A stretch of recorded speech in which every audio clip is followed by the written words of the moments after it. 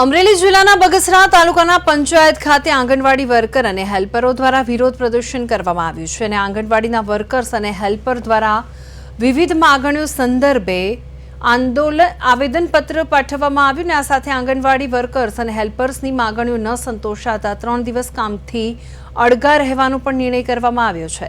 સરકારશ્રી દ્વારા અલગ અલગ એપ્લિકેશનથી કામોનો બોજ વધતા આવેદનપત્ર આપી રજૂઆત કરી આંગણવાડી વર્કર અને હેલ્પરો દ્વારા બેનર સાથે સૂત્રોચ્ચાર કરીને વિરોધ પ્રદર્શન કરવામાં આવ્યું હતું। અત્યારે તો અમારે સરકારને એટલું જ કહેવાનું છે કે જે કોર્ટનો આદેશ છે એનો અમલ કરે કે અમે 5000 રૂપિયામાં નોકરી કરીએ છીએ તો શું સરકારે અમને એક મજૂરી અત્યારે જોવા જઈએ ને તો 700 રૂપિયા થાય તો અમારી મજૂરી પણ એક દિવસની નથી ગણી।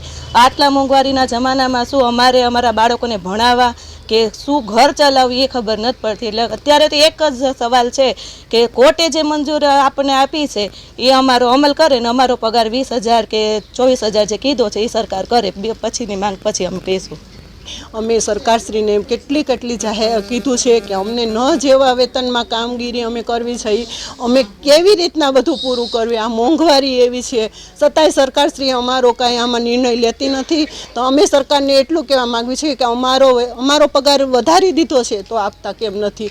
અમે બધું અમે ટાઈમ અમે કામ કરવી જ છે અને કરવાનું હોય તો સરકારશ્રીને એટલું સમજવું જોઈએ કે અમને અમારો પગાર આપી દેવો જોઈએ। અમે ન જેવા વેતનમાં કામ કરવી છે। અમે અવારનવાર સરકારને આવેદનપત્ર આપીએ છીએ, લડાઈ કરીએ છીએ અને સરકારને ખબર છે કે કોર્ટનો ચુકાદો આવેલ છે છતાંય સરકારના પેટનું પાણી પણ હલતું નથી અને અમને સતત દબાણ પણ કરવામાં આવે છે કે બેનો તમે કામ કરો, અમારા હક માટે પણ લડાઈ કરવા દેવામાં આવતી નથી।